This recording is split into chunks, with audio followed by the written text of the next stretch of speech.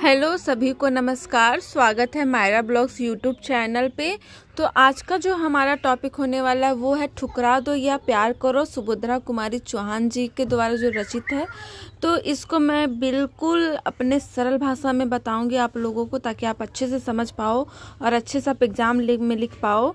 आपको बिल्कुल अच्छे से याद होगा कहानी की तरह। तो यहाँ पे मैं कोई पद आपको नहीं पढ़ाऊंगी, डायरेक्ट इसका स्टोरी बताऊंगी कि आखिर ठुकरा दो या प्यार करो में क्या कहानी है, जो कवित्री है सुभद्रा कुमारी चौहान वो कहना क्या चाहती है। ठीक है, तो पहले हम लोग इसका संदर्भ देखेंगे कि ठुकरा दो या प्यार करो कविता हिंदी के राष्ट्रधार की कवित्री तथा कहानी लेखिका सुभद्रा कुमारी चौहान द्वारा रचित है। क्या है पहले, ठुकरा दो या प्यार करो कविता हिंदी राष्ट्रधार की कवित्री, जो हमारे ज़्यादातर राष्ट्र को लेके जो लिखती है, रचनाएं करती है, ज़्यादातर वो कौन सी कवित्री है, तो सुभद्रा कुमारी चौहान है। उन्हीं के द्वारा रचित ये ठुकरा दो या प्यार करो कविता है। देश प्रेम तथा भक्त उनकी कविता के मुख्य विषय है और इस कविता में देश के प्रति जो प्रेम है, जो भक्ति भावना है देश के प्रति, उसी को मुख्य विषय रखकर इस कविता को लिखे हैं सुभद्रा कुमारी चौहान जी। मुकुल उनकी कविताओं का संग्रह है। उनकी कुछ कविताएं त्रिधारा में भी संग्रहित है। उनकी कविताएं अपने सरलता एवं सहजता के लिए प्रसिद्ध है। और क्या है कि इनकी जो कविताएं हैं बहुत ही सरलता होती है, सहजता होती है, जिसे आप पढ़कर खुद भी समझ सकते हो कि इसका अर्थ क्या निकलेगा। ठीक है, उन्होंने भारत के स्वतंत्रता आंदोलन में सक्रिय भाग लिया था और ये जो है सुभद्रा कुमारी चौहान जी वो स्वतंत्रता आंदोलन में अपना एक भूमिका निभाया।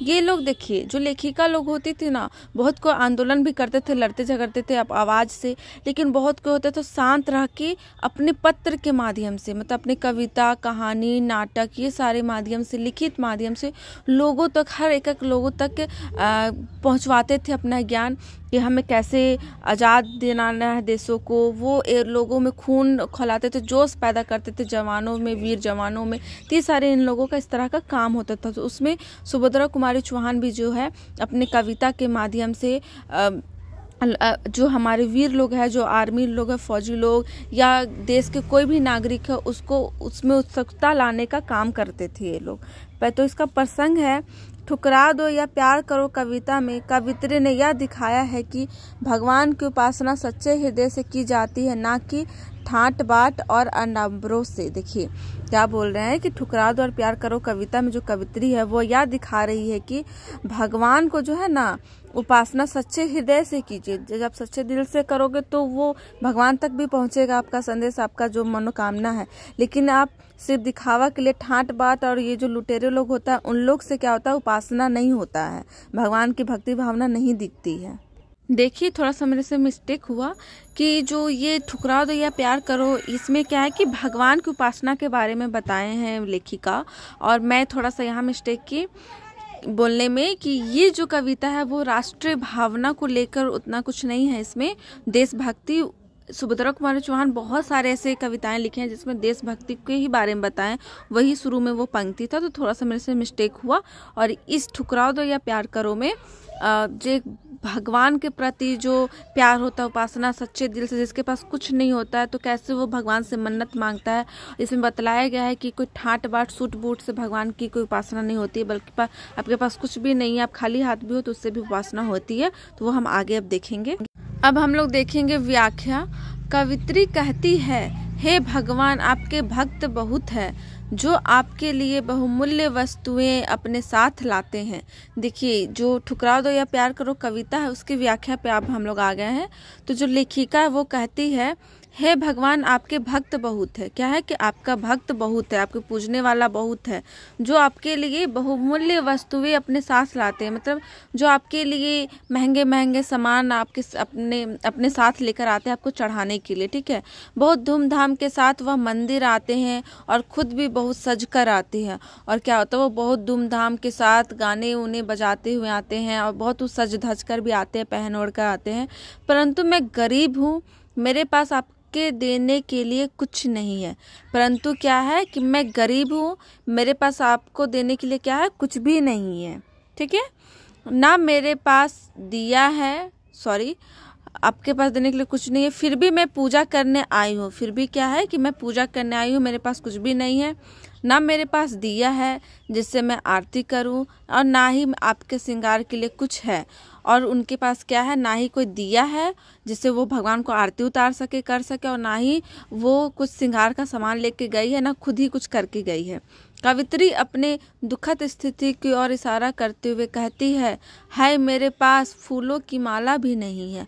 और अपने दुख को वो जताते हुए कहती है भगवान से कि हाय मेरे पास फूलों का क्या माला भी नहीं है।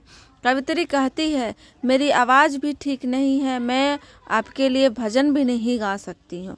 और क्या है कि उनका आवाज़ भी सही नहीं है कि वो कम से कम भगवान के लिए गाना भी गाती, भजन भी वो नहीं गा सकती है। मैं इतनी चतुर भी नहीं हूँ जो अपनी मैं के भाव को प्रकट कर सकूँ। मेरे पास दान करने के लिए कुछ नहीं है। मतलब उसके पास कुछ भी नहीं है, बिल्कुल कुछ भी नहीं है, ठीक है।